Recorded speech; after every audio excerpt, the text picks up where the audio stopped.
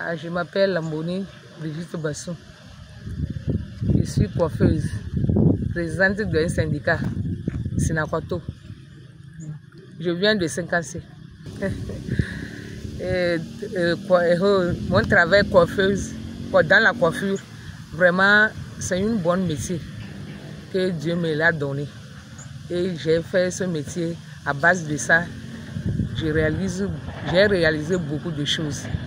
Je suis indépendante dedans. Je fais tout dedans, dans la coiffure. Je vais conseiller les jeunes.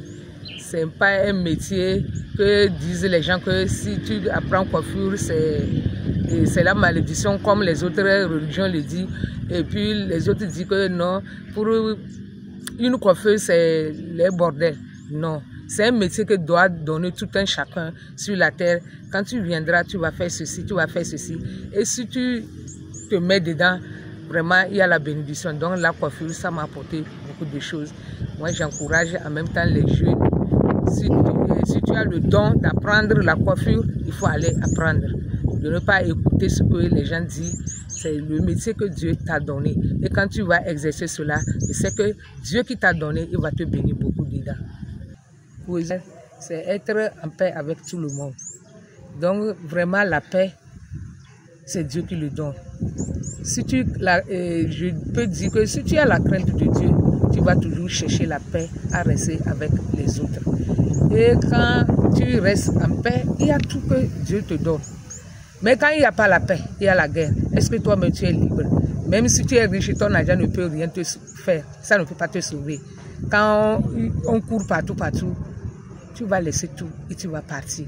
Donc, dans la cohésion sociale, il faut toujours le pardon, la tolérance et l'amour envers les uns les autres.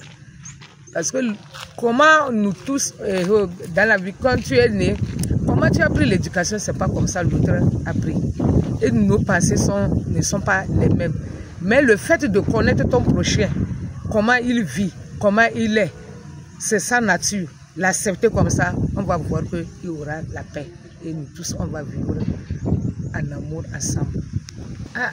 Les jeunes qui veulent se marier, ils n'ont qu'à bien faire leur choix.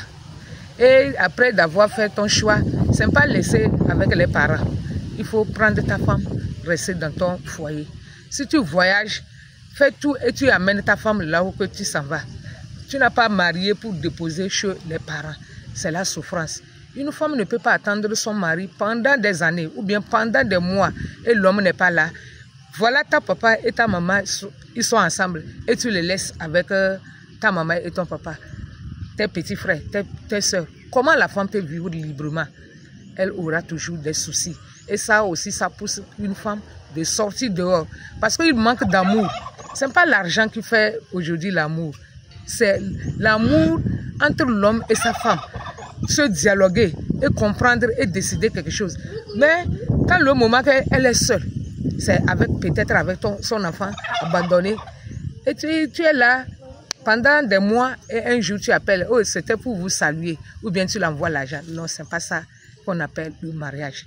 Le mariage, c'est rester ensemble et décider des choses ensemble. Donc moi, je conseille les jeunes là de ne plus faire cela. Parce qu'il y a les conséquences.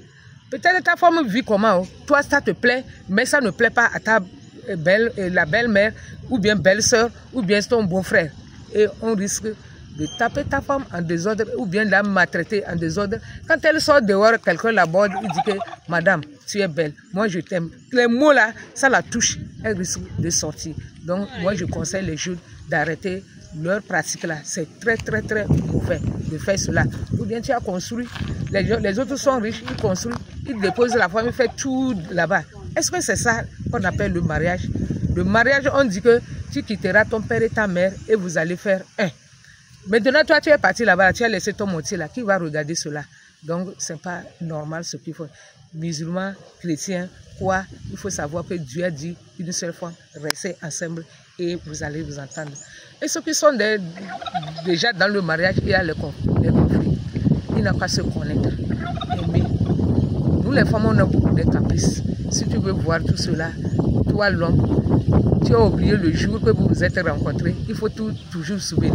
Le jour que je l'ai vu premièrement, l'amour que j'avais à elle, qu'est-ce qui se passe? C'est les enfants, c'est la famille, c'est qui? Et tu vas chercher à corriger cela, il aura la paix. Ah, très beaucoup même. Ça a empêché beaucoup de choses. Les gens venaient de loin pour faire le marché à se casser. Aujourd'hui, là, tout est bloqué. Personne ne vient. Il y a la peur partout. Les gens ont fui laisser leur maison, leurs biens. Et eux-mêmes se cherchent. Quand tu vois même les gens dans la ville, la personne promène. On te dit que c'était un grand cadre. Aujourd'hui, il est devenu... Ça fait pitié. Et il va trouver l'argent où pour venir faire le marché. Avant, il y avait les grands cadres de Burkina, Ghana. Tu vas amener sa femme comme ça, assise avec ses enfants.